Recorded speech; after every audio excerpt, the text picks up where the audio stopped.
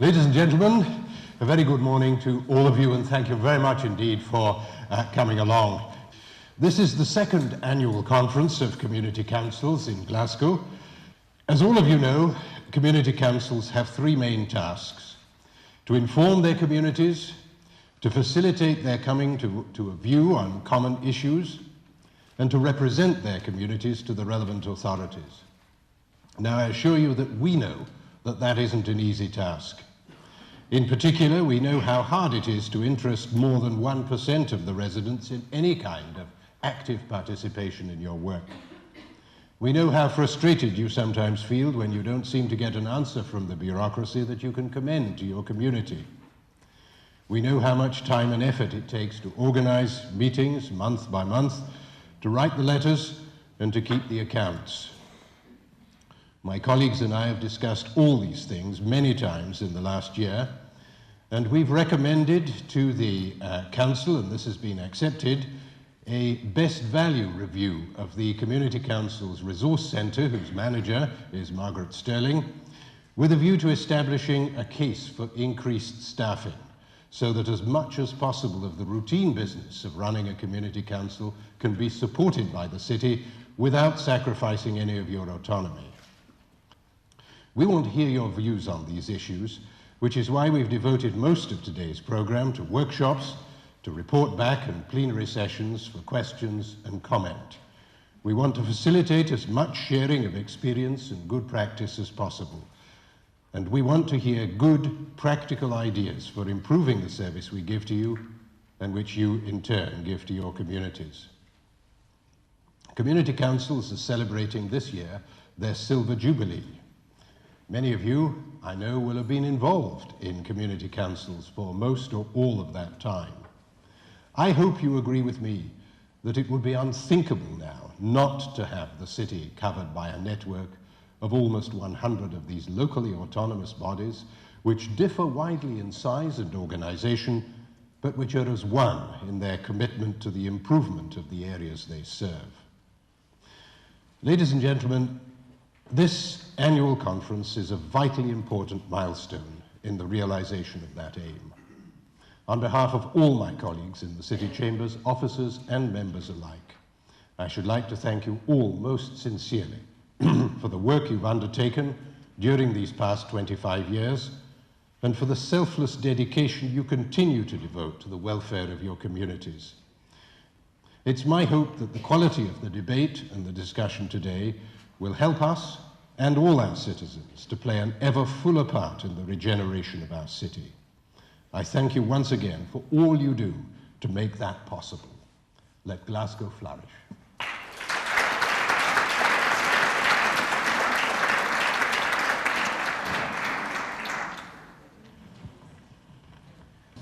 My name is Gordon Matheson. I'm Councillor for Merchant City, and I'm convener of the working group, which Bailey Green referred to there.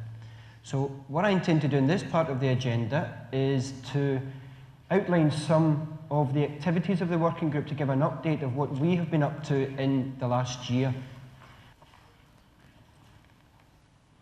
Let's have a look then at, just briefly, the activities of the working group. What have we been up to? Working groups, you know, I suppose their title indicates that they're supposed to do some work. So let's have a wee glance to see if we actually did anything over the last year. First thing we did was consider a wide range of reports. That's an inevitable aspect. We need to be advised of what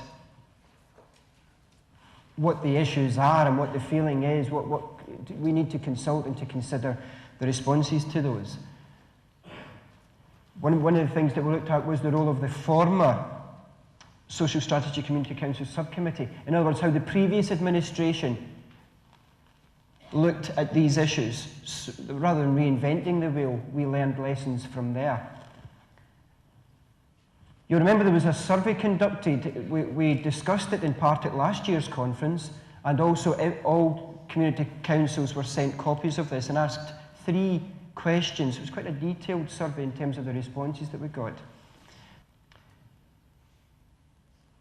We also circulated the minutes of the working group. Every community council secretary received a copy of the minutes after every community council working group meeting. The idea was that that would then be considered by the community councils. So you would see what we had been up to, what discussions we had been engaged in any decisions we had made, so that you then could feed back to us. And that was always a standing agenda item at our subsequent working group meeting. The specific recommendations arising from our activities and considerations are, firstly, as Bailey Green referred to, a best value review of Community Council Resource Centre. Best value doesn't mean cheapest. It means the most effective way to achieve results to which we're committed.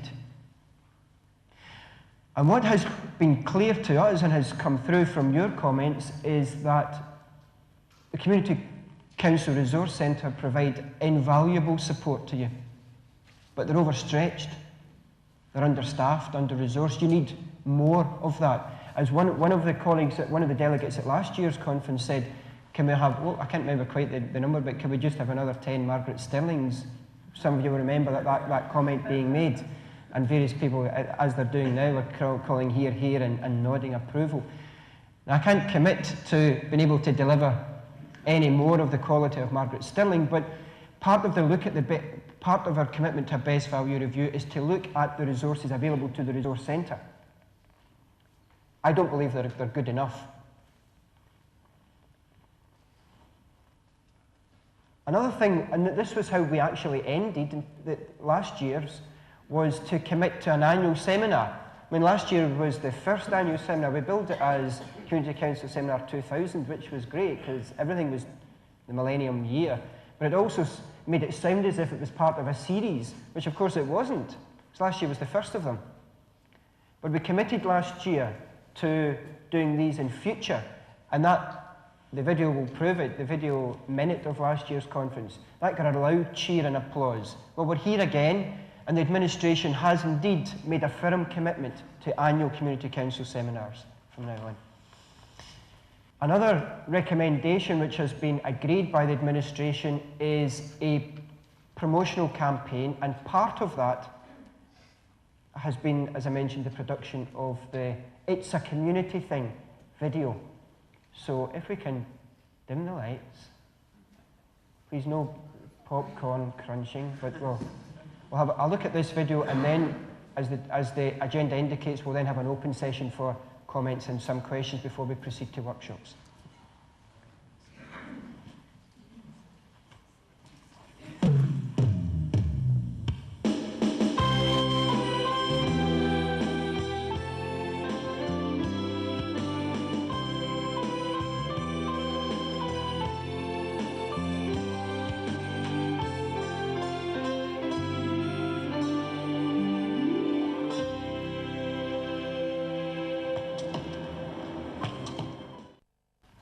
I would ask you, if possible, to comment on what either Bailey Green has said in his introduction, or the issues that I raised in terms of what was considered by the working group, and specifically the recommendations there.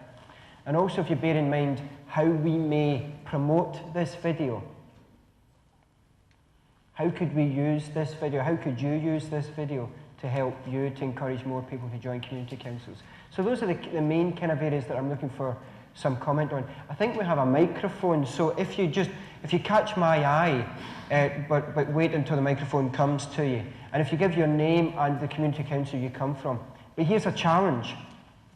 Everybody who speaks must tell me one of the achievements of their community council since we last met. Okay? No point having a greeting meeting. Tell me your achievements. Make your point, ask your question, but tell me an achievement. Hi, Richard McCarthy from York Hill and Kelvin Grove Community Council. I'm afraid I don't know an achievement. I've just joined. Well, an achievement is to get me involved. Great, yeah, here. Get everybody else involved. And I was just going to suggest using the video. We've had discussions about getting young people involved in the community council, and it seems like you might as well, for use of the video, you could show it at schools. Because if they can be a member of the community council from 16, then they'll want to know that. Great. And I didn't know that. Yeah, that's a good point, well taken. I see the gentleman here, just seems to have a microphone and a couple of others. Sir, thank you. So your name, your community council, your name- achievement. Walter Morrison, Corker Hill. We've got quite a few achievements in Corker Hill. Just give me one in the last year. One of them is I'm here, you know, that's the first one. No, we actually managed to achieve safer routes to school for the children and traffic calming in the Corker Hill Road. Well done. Anyway, could I just say that I welcome this seminar, you know, really do, and I certainly appreciate the work, as you said earlier on, the understaffed members at the resource centre. But there's something bothers me about the seminar, is that we always seem to be training for something. We always seem to be training. We never seem to be fit enough or ready enough to play as a team. What I mean by that is come to conferences and come up with some collective ideas so that we can join in the big issues of the day. There's two big issues. One in particular is housing, and the other is obviously health and education. And these are things I think we should be speaking on. I feel that great stuff, but when are we going to start getting into the big league and playing the game with the big boys, putting the training into action and speak collectively? Good, okay, thank you. Just a point, I suppose, of clarification. The request for more training came through at last year's seminar loud and clear, and people are nodding because you were here and you know it, and it came through loud and clear in the response to the surveys as well. Your other point, of course, is well made. My name's Alec Fraser. I represent Ardon, Camwood, Kenny said, no Darnley Community Council. And with Walter Morrison Company, we have achieved a Citizens Advice Bureau, which will be opening very, very shortly in the Pollock area, serving Greater Pollock. And it is in the Pollock Community Centre, and it will open on the 22nd of October to the public. And we must thank the Citizen Board for their great help that they gave us and the Council. So Great. that is an achievement. A great achievement as well. Thanks very much for that. Alan Roderick, Broomhill Community Council. I, like my colleague in Partick, have had a very small success in that we, as a community council, have hopefully a better working relationship with your colleagues in Land Services Roads Department. However, we in the West End feel that there are lots of things, particularly to do with planning and building control, which are being totally and utterly just ignored from our point of view. And yes, your comment about MSPs, etc., and the changes in legislation would greatly help, we believe, community councils. Thank you very much. And the lady here, and as indicated, time for this open session is now over. I need to take the lady here, otherwise we're eating into the workshops. But there will be an open session after the workshops as well. Ma'am. I'm Winifred McCallum, and I'm the chair of Mount Florida Community Council. The achievement that we have this recently, I, as the chairperson, feel it's my role to encourage people to join the Community Council. So just recently I have managed to get 5 people to join the Community Council. The second point I would like to make is about the Resource Centre. Here we are a year on, we're still talking about the Resource Centre, the lack of staff. For goodness sake, councillors, get on with it and give her more support.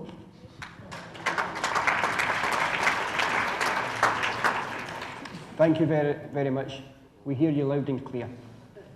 One of the comments that came through last time was the lack of time for workshops. I feel like you were kind of getting rushed and moved on too quickly. We've sought to organise it a bit differently this year by having a period given exclusively to the one issue. But in order to cover the range of areas that you have an interest in, there are, of course, 4 invitees from each community council. So I hope that you have managed to divide your own human resources up among the different workshop options.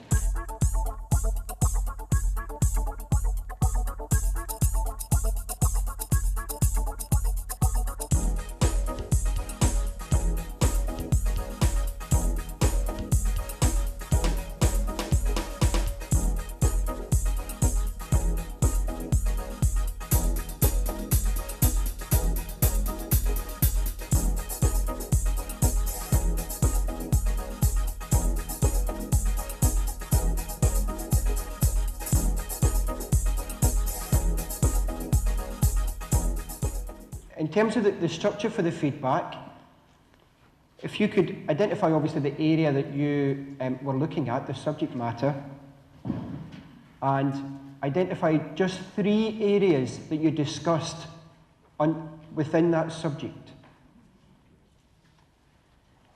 If you could identify also 2 ways in which you will now use that training to benefit your operations in your community council. So how will it benefit your work? How will you transfer the learning?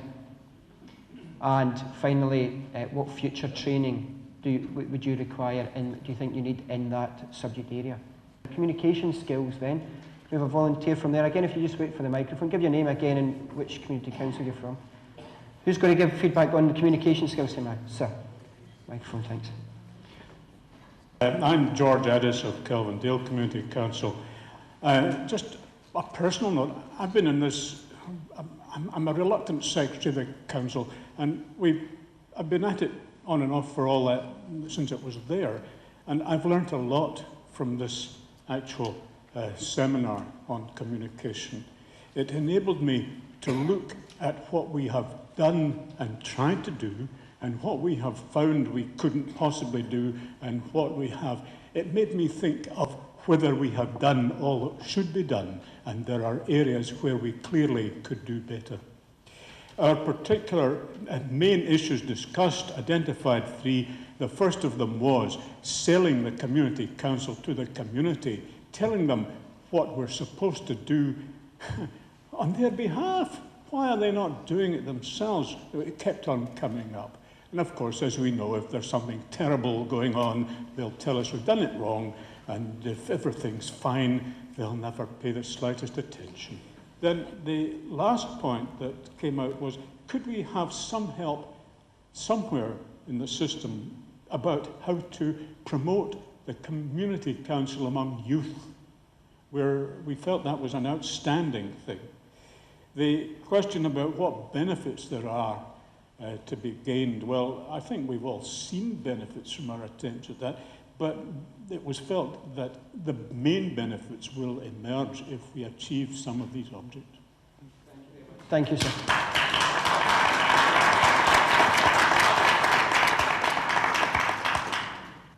My name is Anne Kay from Merchant City Community Council, and we looked at the forthcoming training opportunities that are going to be offered to community council members on chairing meetings, minute-taking, dealing with conflict, and presentation skills. We were talked through the content of each of these packs and asked to comment on whether we thought there was anything missing, anything we would like to be included in the packs that wasn't there, or indeed anything that was there that we thought wasn't necessary. The content looked excellent, and we all agreed that there was a real need for this training, and I'll return to that at the end when I talk about how we think we'll use this. But a couple of things that did arise from that was the need for chairpersons to be very aware of the rules and the regulations that govern chairing these meetings. And it was interesting that everyone there who was a chairperson had been chairpeople of other organisations, trade unions, political parties, and everyone said chairing a community council meeting was totally different from anything they'd ever done in their lives, and much more difficult and much more demanding.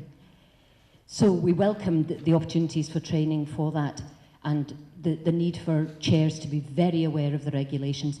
We only had time for quite a bit of feedback on the roles of secretaries in terms of the minute-taking workshop. Again, everyone agreed that that was really a very onerous and difficult task, and especially when so often it fell to the secretaries who were already so busy.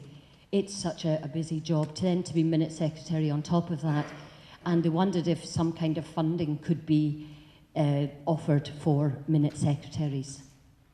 And perhaps if training was available, more people would be attracted to it, and this fear of going into the unknown might be removed. People might feel more confident about coming forward to be community councillors and be reassured that there is training available there for them. Thank you.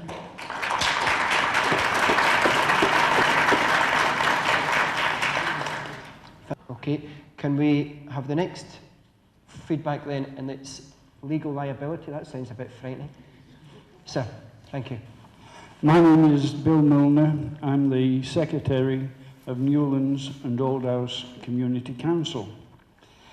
We went through legal liability, contractual, delictual, defamation, personal liability, asset liability, and the status of a community council. The ones which I have picked out, and I'm afraid it is my own personal picking out as we went along, the contract law, personal liability, and defamation. And it was the defamation that seemed to give rise to many problems.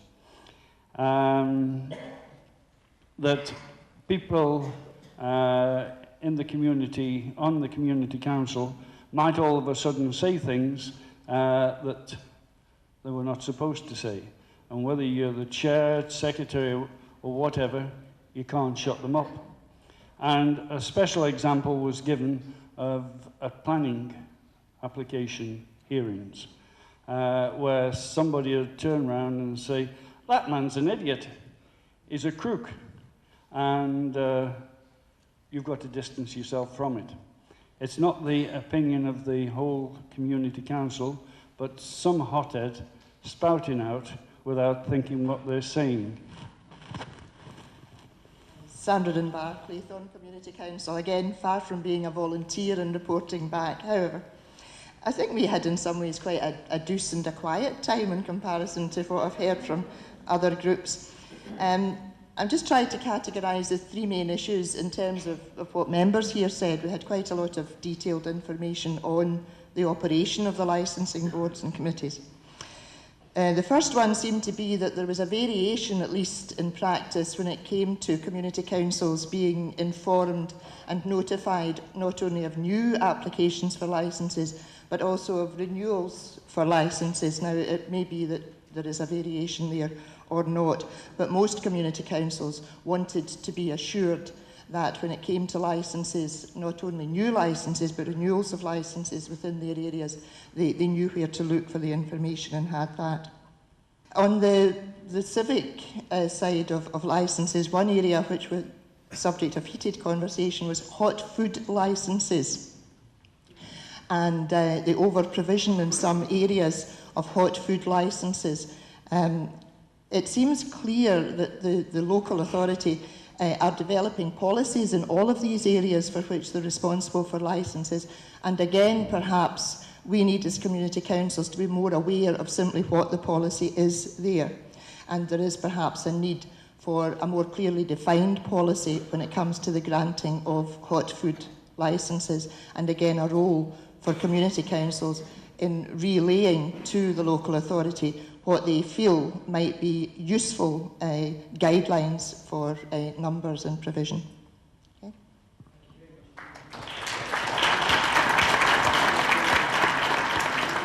Personally, I found it an excellent meeting, and it was really helpful to community councillors, I would say, and I think a number of the other people, specifically from their questions, would say that they were very happy to have been there as well. One is that the citywide plan has just been, well, it's been finished by the council, I think, about 6 months ago. And although consultation on that has finished, Alan said that possibly if you send back in consultation on that, then informally it might still inform the actual citywide plan when it fully comes out. Secondly, that it's very important for all community councils will get notified of developments in their area, but you'll receive a small notification. If you pick through that and find things that you're really interested in, or something that's a bit contentious, then if you ring up the development department, they will send you out full planning information on that to the community council. But you'll only get that if you do ring up and ask for it. Thirdly, everybody has access to all plans at 229 George Street, but at the moment this is only from 9 till 5, and the point was very well made that not everybody can get to that. So we can still press for the Glasgow City Council to open that. I think they're thinking about opening on Thursday evenings so that people can get to it out with work, which we'd all like, I think. And that was it. Thank you very much indeed. I just want to summarise in terms of the way forward, just some of the points that work that will be done. Apart from any commitment that I've made, it's on video and I tend to stick to commitments. So if I've said that things are going to happen, then they will be done over this year. But other specific areas in terms of the way forward for us, the recommendations have been approved by the administration and by the Parent Committee, Development and Regeneration Services Committee. Our job now is to get, as the lady here said, councillors, just get the job done now. In terms of best value review and so on, there is a green light for all of those issues. The minutes of the working group will continue to go out to every community council. There should be enough time, given the periods between meetings of the working group, for you to consider that. So please, if you're the secretary, please put it on your agenda and consider what the working group has been up to and feed back to make sure that we're not missing anything. It was, just to finish on a kind of funny point, it was Oscar Wilde who said that this is not a part of political point, but he said the problem with socialism is that it takes up too many evenings. That, by extension, could apply to any kind of commitment, a political commitment or a civic commitment. And we can regret that more people are not involved in community councils, but all of you are. So let's light a candle rather than curse the darkness. And just before lunch, can I ask Mr. Mike Blair just to give a vote of thanks? Thank you.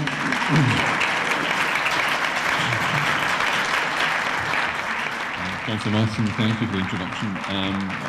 Like Bailey, Dr. Green at the start of the meeting, could I thank you all for coming out on what was certainly a bright day when we came in. I hope it is still a bright day when we go back out.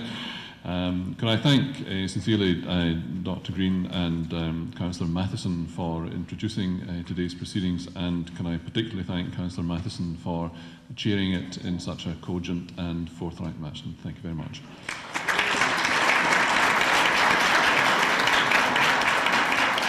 I think I've noticed a steely determination from you all this morning in a way which is always there, but I think has come through particularly today.